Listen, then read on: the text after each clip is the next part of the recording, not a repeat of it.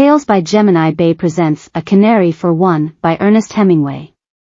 Narrated by Michelle. A Canary for One. The train passed very quickly along, red stone house with a garden and 4 thick palm trees with tables under them in the shade. On the other side was the sea.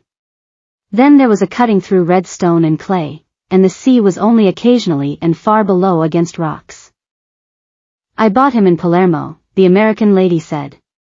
We only had an hour ashore and it was Sunday morning. The man wanted to be paid in dollars and I gave him $1.50. He really sings very beautifully. It was very hot in the train and it was very hot in the lit salon compartment. There was no breeze came through the open window. The American lady pulled the window blind down and there was no more sea, even occasionally.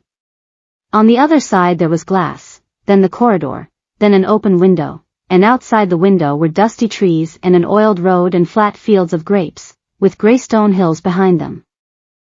There was smoke from many tall chimneys, coming into Marseilles, and the train slowed down and followed one track through many others into the station. The train stayed 25 minutes in the station at Marseilles and the American lady bought a copy of the Daily Mail and a half bottle of Evian water.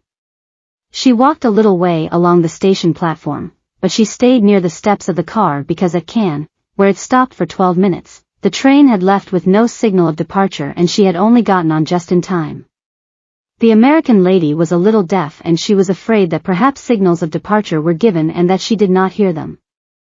The train left the station in Marseilles and there was not only the switch yards and the factory smoke but, looking back, the town of Marseilles and the harbor with stone hills behind it and the last of the sun on the water. As it was getting dark the train passed a farmhouse burning in a field. Motor cars were stopped along the road and bedding and things from inside the farmhouse were spread in the field.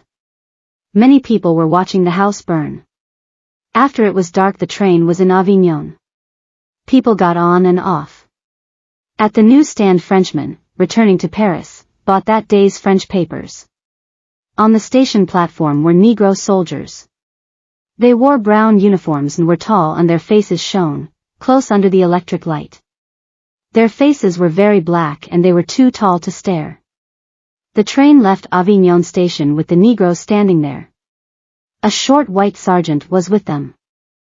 Inside the lit salon compartment the porter had pulled down the 3 beds from inside the wall and prepared them for sleeping.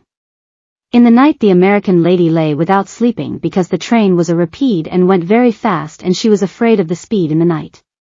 The American lady's bed was the one next to the window. The canary from Palermo, a cloth spread over his cage, was out of the draft in the corridor that went into the compartment washroom. There was a blue light outside the compartment, and all night the train went very fast and the American lady lay awake and waited for a wreck. In the morning the train was near Paris, and after the American lady had come out from the washroom, looking very wholesome and middle-aged and American in spite of not having slept, and had taken the cloth off the birdcage and hung the cage in the sun, she went back to the restaurant car for breakfast. When she came back to the lit salon compartment again, the beds had been pushed back into the wall and made into seats, the canary was shaking his feathers in the sunlight that came through the open window, and the train was much nearer Paris. He loves the sun, the American lady said. He'll sing now in a little while. The canary shook his feathers and pecked into them. I've always loved birds, the American lady said. I'm taking him home to my little girl. There, he's singing now.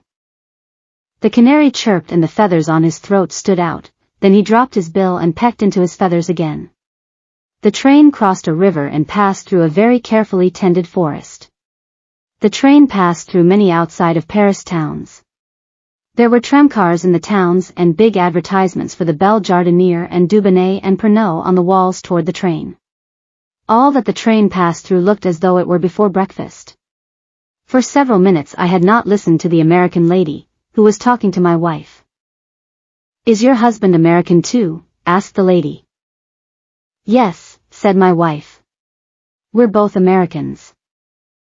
I thought you were English. Oh, no. Perhaps that was because I wore braces, I said. I had started to say suspenders and changed it to braces in the mouth, to keep my English character. The American lady did not hear. She was really quite deaf, she red lips, and I had not looked toward her. I had looked out of the window. She went on talking to my wife. I'm so glad you're Americans. American men make the best husbands, the American lady was saying. That was why we left the continent, you know. My daughter fell in love with a man in Vevey. She stopped. They were simply madly in love. She stopped again. I took her away, of course. Did she get over it? Asked my wife. I don't think so, said the American lady. She wouldn't eat anything and she wouldn't sleep at all. I've tried so very hard, but she doesn't seem to take an interest in anything. She doesn't care about things. I couldn't have her marrying a foreigner. She paused. Someone, a very good friend, told me once, no foreigner can make an American girl a good husband. No, said my wife, I suppose not. The American lady admired my wife's traveling coat, and it turned out that the American lady had bought her own clothes for 20 years now from the same maison de couturier in the Rue Saint-Honoré. They had her measurements, and a vendeuse who knew her and her tastes picked the dresses out for her and they were sent to America. They came to the post office near where she lived uptown in New York, and the duty was never exorbitant because they opened the dresses there in the post office to appraise them and they were always very simple looking and with no gold lace nor ornaments that would make the dresses look expensive. Before the present vendeuse, named Therese, there had been another vendeuse, named Amélie. Altogether there had only been these two in the 20 years. It had always been the same couturier. Prices, however, had gone up. The exchange, though, equalized that. They had her daughter's measurements now too. She was grown up and there was not much chance of their changing now. The train was now coming into Paris. The fortifications were leveled but grass had not grown. There were many cars standing on tracks, brown wooden restaurant cars and brown wooden sleeping cars that would go to Italy at 5 o'clock that night, if that train still left at 5. The cars were marked Paris-Rome and cars, with seats on the roofs, that went back and forth to the suburbs with, at certain hours, people in all the seats and on the roofs, if that were the way it were still done, and passing were the white walls and many windows of houses. Nothing had eaten any breakfast. Americans make the best husbands, the American lady said to my wife. I was getting down the bags. American men are the only men in the world to marry. How long ago did you leave Vevey? Asked my wife. 2 years ago this fall. It's her, you know, that I'm taking the Canary to. Was the man your daughter was in love with a Swiss? Yes, said the American lady. He was from a very good family in Vevey. He was going to be an engineer. They met there in Vevey. They used to go on long walks together. I know Vevey, said my wife. We were there on our honeymoon. Were you really? That must have been lovely. I had no idea, of course, that she'd fall in love with him. It was a very lovely place, said my wife. Yes, said the American lady. Isn't it lovely?